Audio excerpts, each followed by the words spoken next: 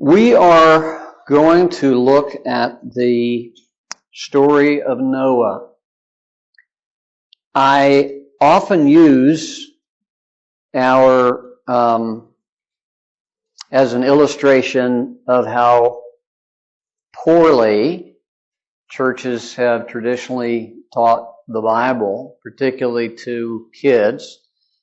And I totally understand the cute little ark with the lion looking over the edge and the comical cartoon giraffe's neck sticking out. And that's a good way to introduce some big Bible stories. But I heard a commentator not too long ago who was doing an interview podcast, and he said, what we don't put in our coloring books is all the bloated bodies floating around the ark.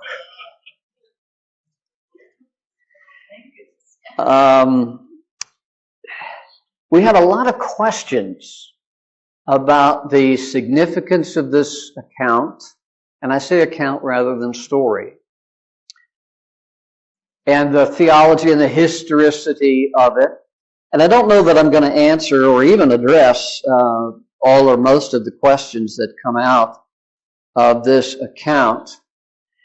And one of the things that I struggle with in preparation for this is I have repeatedly emphasized the redemptive, restorative nature of God's activity all through the Old and New Testament. And yet here we have an incident of all of mankind, including everything else that's on the earth, being destroyed in a short period of time because God was regretful. That's not really a good translation of that word, about what had happened to mankind. So the best I think that we can take away from the Noah account is, one, that God is sovereign and had a purpose in this mass renewal. And that it was a purpose that ultimately was one that was redemptive in nature, because there was a remnant that was saved, which became the lineage of our Savior, Messiah. And the other thing that we need to comprehend to the extent that we can is the extent of evil that man can perpetrate. Now, all of us probably have had some encounters with evil. I know I certainly have. That was my job for many years. And we have people that we know that have been hurt and have been cheated and have perhaps even been murdered, have been in wars, have seen atrocity, has seen abject poverty. So none of us is far from seeing some of the consequences of sin. But I think we need to try to comprehend the total depravity that had occurred when God said, I'm not going to put up with this any longer. The other thing that is a bit of a mystery to contend with, I have said and taught and believed for years that because we are made in God's image, that everything that we do is either a reflection of our Creator or a perversion of some characteristics of our Creator. And so as we struggle to comprehend evil and struggle to understand sin, and we have the intellectual and spiritual ability and desire to try to understand this. You've probably heard that fish don't wonder about their water, about their environment. They don't contemplate that because they're so immersed in it. And we are immersed in a world of sin and degradation and deprivation. Now, we don't like to hear that because that's contrary to the motivational speakers, some of which are in pulpits across America today, and to the psychologist who says, well, there's a reason, there's an excuse, there's a trauma, and there's certainly truth to the damage that we've undergone that causes us to behave in certain ways. But we've gotten away from, in large degree, from personal accountability for our choices to do wrong. Now, I've been studying, not only was I a practitioner in the criminal justice arena, but also an academic in the criminal justice arena. And we can see in history, we get tough on crime, crime goes down, we think things aren't so bad, we need to let up a little bit, and then so crime goes up, and then we're in this cycle. And we were in this, we're coming to the we need to get tough again kind of cycle. Oregon legalized drugs virtually. They're backing off on that. The defund the police thing is people are realizing, oh, we kind of need the cops. I'd like somebody to come when I call 911. We're seeing in our state of Colorado, and if you'll just remember, post-Columbine, we were like, okay, we need to get tough on juvenile crime. And then, things got kind of calm and we kind of forgot about that. And now we're at a place where, I'm telling you, police officers and judges and crime victims are feeling very frustrated about what limited things you can do with juvenile offenders. You just can't hardly do anything. And I know some people that have worked at PYC, which is our regional facility. New Mexico, several years ago, got rid of any juvenile detention facilities. Completely got rid of them. So we saw that movement, and I would suggest in the next 4 or 5 years, you're going to start seeing, we got to do something about juvenile crime. Like, yeah, that's the way it goes, up and down, up and down. But I don't know that we have ever been, those of us here in this room and perhaps listening, that we've ever been so inundated with everybody being evil all the time. I'm not sure how we can comprehend that is. Now, that would be from the realm of actual violence and theft and just some terrible things, assault and rape and abusing children and and then you've got these smiling criminals who are full of hypocrisy but full of evil and will look like your friend and be ready to steal from you and stab you in the back. So I'm not going to draw a picture of how terrible things are today, but I'm going to say if you realize how bad things are today in terms of the sinfulness of man and some of the things that are going on both individually and in some nations and in some groups, the rise of anti-Semitism here in America, again, the celebration of abortion. And again, if you're pro-choice or think about some exceptions, I understand that point of view, but to celebrate gleefully abortion is just a new rise of evil. But you multiply that by 10 or 50 or 100 times, and you've got the age of Noah.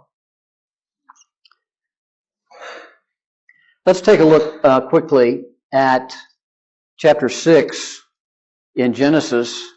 And, one of the things that's really sad is how many pages did we go from the creation that is good, and here we are, chapter 6, and God's regretting. Now, one of the things that we see in these early chapters is a lot of genealogies. And genealogies have a great deal of importance to scholars. We kind of skip over them. We see some names we recognize. But the thing about genealogies is it tells us how we got to these righteous people. Now, the line of Seth, which was the good kid from Adam and Eve, now they probably had others. They were ordered to be, or commended to be fruitful and multiply. But Abel was the good kid, and Cain was the bad kid. Cain killed Abel. Cain was banished, and then they had another kid, Seth, and Seth was the good kid. And through the line of Seth, we get Noah. Through the line of Noah, we get Jesus. So that's the significance of that. There are those that will take these genealogies and assume that they're chronological and go back to try to calculate the actual date and time that the world was created. And these genealogies aren't like that. They're not like the family tree you may have seen if you've done some genealogical research or signed up for one of those private DNA services. And if you think they're private, then you didn't read the things that you were signing when you spat into the tube. But and we could spend some time on that, but just wanted to make that note. Chapter 6, when mankind began to multiply on the earth and daughters were born to them, the sons of God saw that the daughters of mankind were beautiful, and they looked upon any they chose as wives for themselves. And the Lord said, my spirit will not remain with mankind forever because they are corrupt. Their days will be 120 years. The Nephilim were on the earth both in these days and afterward. When the sons of God came to the daughters of mankind who bore children to them, they were the powerful men of old, the famous men. Now, if you'd like me to explain what the Nephilim are and what these ancient giants were and what these creatures were that were interbreeding with women, I don't know. Nobody knows. If somebody tells you they know, they don't know. However, it tells us that there were some intermarriage or interrelationships of people that should not have been in relationships. Now, here we are in Western culture in 2024, and we say, whoever you want to be with them. And however you want to be with them, be with them. There are no guidelines. But let me tell you what happens, and I'm not talking about interracial marriage. That was a perversion of some thinking that sometimes comes out of the Noah account. But God has an intent and an order and a best plan. And we want to abide by God's best plan. But this corruption became so wicked when the Lord saw that human wickedness was widespread on the earth and that every inclination of human mind was nothing but evil all the time. The Lord regretted that he had made man on the earth and was deeply grieved. Then the Lord said, I will wipe mankind, whom I created, off the face of the earth, together with the animals, creatures that crawl, and birds of the sky, for I regret that I made them. So this word regret, let's think about that, and if you look at the etymology of it, it's more of a pity, a sadness. It's not like, oh, I didn't intend for this to happen. This is a surprise, because God knew, right? He had to have known. He could not know, being omniscient as he is. But he gave them the choice. So what is the characteristic that man was made in the image of God? And we have these other supernatural creatures, and I know this sounds weird, but these other supernatural creatures, angels, for example, that may have been doing the interbreeding, that's a category that we don't know about character-wise. So we know that man was created in the image of God. But here's the thing. One of the things that we know about God is he wants glory for himself. He has characteristics of ego and self-centeredness that in any other thing would be completely wrong. We don't like self-centered people. We don't like narcissists. We don't like people that don't think about other people. We don't like people that are always trying to get glory and credit for stuff. Those aren't things that we like, but that may be a seed of something from God, who does have those characteristics very righteously.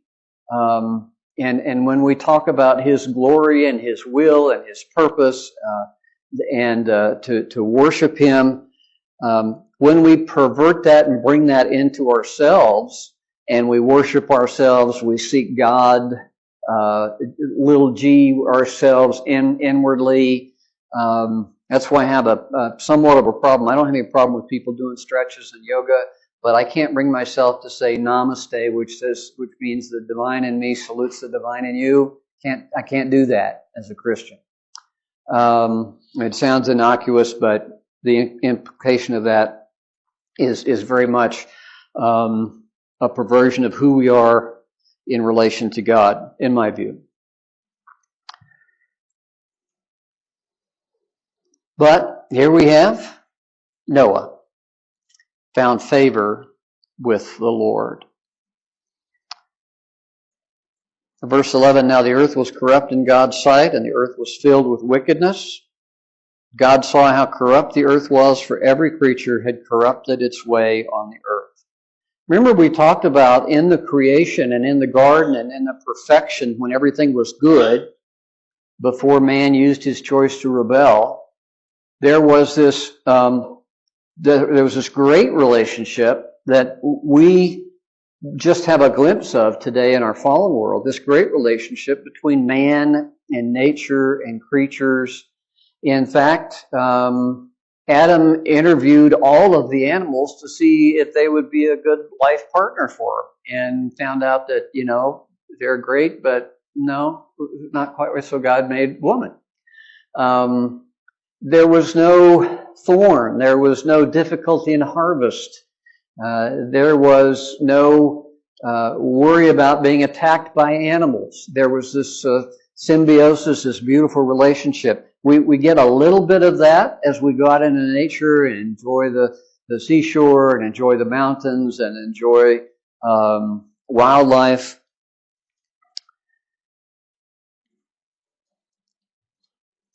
But that was corrupted as well with the introduction of sin and rebellion. And so that is why God had to start over. How many of you had an Etch-a-Sketch when you were a kid? Okay. You didn't have an Etch-a-Sketch? You didn't have those 1-800 child abuse call numbers back then, did you? I had an Etch. We didn't have a whole lot, but I did have an Etch-a-Sketch. What do you do after you're done drawing your stairs, which is basically what you do with an Etch-a-Sketch? Yeah, you start over. You do that's kind of the vision that I had when God looks at this. I'm going to do a restart. Was there compassion in that? Was there redemption in that? Now, there's no entity other than God Himself, who is the author of life, that would be justified in saying, this whole generation is so corrupt, I'm going to end it, and the earth that they're on. I'm going to end it. But we saved the remnant. We saved the remnant. Was there anybody else righteous? We don't know what the population of the earth was, but this has been several generations, fruitful and multiply. Noah found favor with the Lord. Was Noah a perfect man? One of the striking things about a close look at the Old Testament is how many knuckleheads we have. Abraham did stupid things. Jacob did stupid things. Moses did stupid things. They all did stupid things. But the one redeeming factor, besides God said, I'm going to choose you to do this, was that those knuckleheads had ultimate faith. in God and God's promises. And Noah managed to preserve his faith in the midst of all of the wickedness around him. And you know the story, make an ark, bring the people in.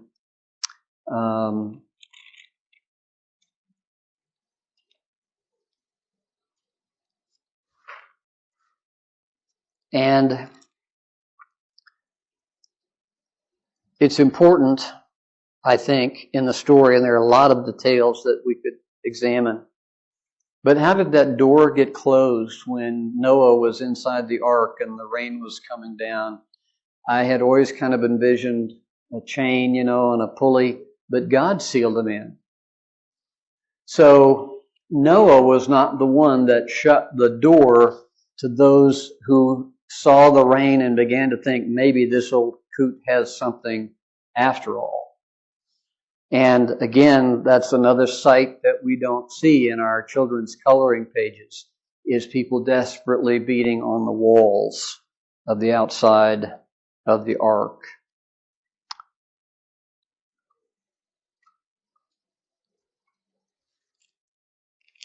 But you and I were preserved to have our lives, to have our opportunity, and to have a Savior upon whom we can rely and place our trust in because of Noah's faithfulness and God's righteous judgment. Had things gone on as they had been going, unrestrained evil, I think things would have collapsed on themselves without God's hand, because that's the ultimate. There's a principle in science, physics, and biology, is that everything degrades, right? Which is one of the huge impediments to the theory of evolution, is that things die. How many of you are better off physically than you were 10 years ago? Mason, maybe. I'm very aware of my body's wearing away. I'm not going to get any faster. I'm not going to get any stronger. I'm not going to get any better looking. And I look around at my peers, and all I can really say is, thank goodness I'm not that bad off. But that's the nature of things. And when evil is unbridled and uncontrolled, it leads to death. Physical death, degradation, destruction. Now we need to talk about Noah's righteousness and how his faith, and where does righteousness come from in the biblical formula? Counted as righteousness. Faith is counted as righteousness. I just want to say that your faith, counted as righteousness and lived out in righteous ways, is what Jesus called the salt of the earth and the light of the earth. We cannot underestimate, we should not underestimate, nor can we overestimate the influence of your faith in preserving the world from destruction. One person. One of the things that struck me as I was reading an article written by Shane Cannon, who continue to pray for Shane, by the way, is that in his 26 years at his church,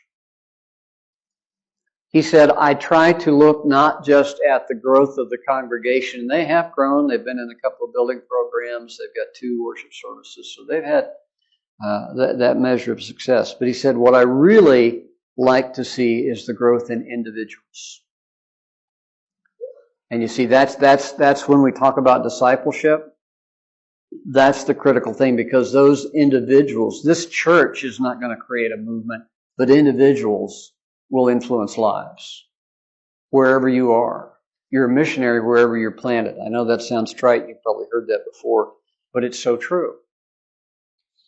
And even if you never spoke a word of the gospel, but you lived out the gospel truth, then you are preserving somebody, some work environment, some place, some community from the depravity and destruction of evil.